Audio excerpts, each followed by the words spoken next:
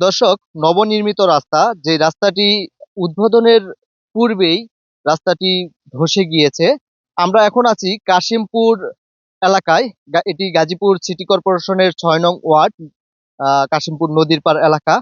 এই এলাকায় আপনারা দেখতে পাচ্ছেন যে আমার পিছনে যে রাস্তাটি, এই রাস্তাটি অল্প কিছুদিন হয় এই রাস্তাটি নির্মাণ করেছে। এই রাস্তাটি এখনো উদ্বোধন করা হয়নি। এই রাস্তাটি এর মধ্যেই কিন্তু ভেঙে ধসে গিয়েছে। আমরা কথা বলবো এলাকাবাসীদের সাথে। এই রাস্তা নিয়ে এলাকাবাসীদের প্রতিক্রিয়া আপনাদেরকে জানাবো।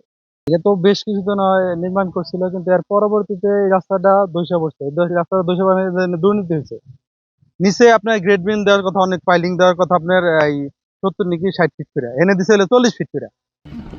এনে 40 ফিট করে কিভাবে দিয়ে এই রাস্তাটা ঠিক হয়? 40 ফিটও হয় না, জায়গা চুরি করছে।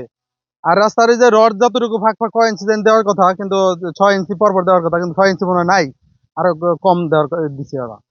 রডও চিকনটা দিছে, এই জন্য ধসে পড়ছে। আর এটার গভীরতা অনেক বেশি নদীতে, যার কারণে এই মাটিটা ধসে পড়ছে। এটাই কারণ রাস্তা, নইলে ভাঙবো কিভাবে? এলাকাবাসীদের চাই রাস্তাটা দ্রুত সমাধান হোক। আর আমাদের এই এখানে হলো গ্রাম হলো আপনার 3-4টা গ্রাম, এই রাস্তা শুধু একটা রাস্তাই, এই রাস্তা দিয়ে আমাদের চলাচল হয়, এছাড়া কোনো রাস্তা নাই।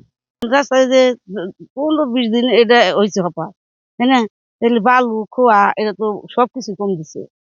একবার যে 60 ফুট দেওয়ার কথা এনে দিছে মোটে 40 ফুট ছিল। তাহলে 40 ফুট দিলে মাল দাম এতটুকু নিয়ে চেয়েও দিছে, জমে না মাল। বালু দেয় বেশি আর পাথর গুলো না এনে দিচ্ছে বেশি, কিন্তু সিমেন্ট দেয় নেই। 60 ফুট দেওয়ার কথা এনে জানি ওরা আগে 60 ফুট দেওয়ার কথা দিচ্ছে, 40 ফুট আমগুলো জায়গায় বলে দিচ্ছে 60 ফুট।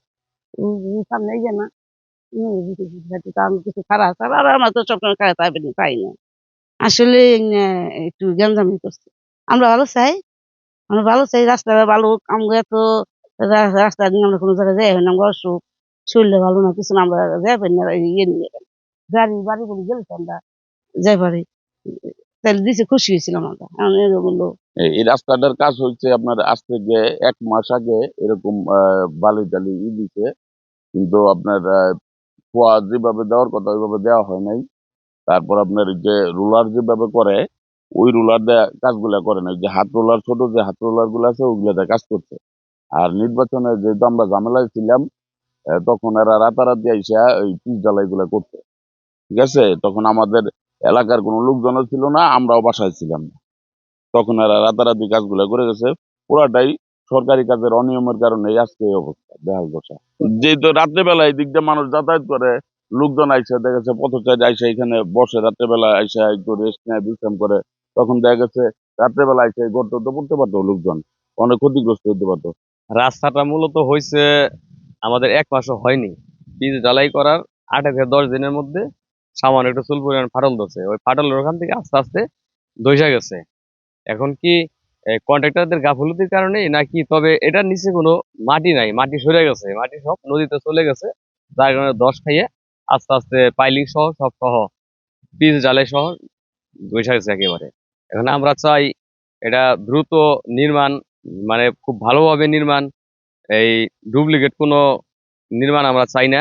আমাদের যা হবে সব ভালো হবে। আমি 1 মাস আগে আসছিলাম, আইসা শুধু দেখছি বালু ফেলানো, বালু ফেলানো। তারপরে আবার 1 মাস পরে আসলাম, আইসা দেখি যে ইটের সিলিং করা হয়েছে কিন্তু ভেঙে গেছে একদম। এটা রাস্তাটা আমরা চাই যে রাস্তাটা ভালো হোক, এই গ্রামের সবাই ভালোভাবে রাস্তাটা চলাচল করুক। দর্শক, সর্বশেষ এলাকাবাসীদের একটি দাবি, এই রাস্তাটি যাতে দুর্নীতি মুক্ত এবং এই রাস্তাটির যে নির্মাণাধীন যে সরঞ্জাম, সেই সরঞ্জামগুলো যাতে সঠিকভাবে দেওয়া হয় এবং এই রাস্তাতে যাতে দুর্নীতি না থাকে, এই রাস্তাটি যাতে তাদের চলাচলের উপযোগী করে দেওয়া হয় খুব দ্রুত সময়ের মধ্যেই, এমনটাই প্রত্যাশা করছে এই এলাকাবাসীরা।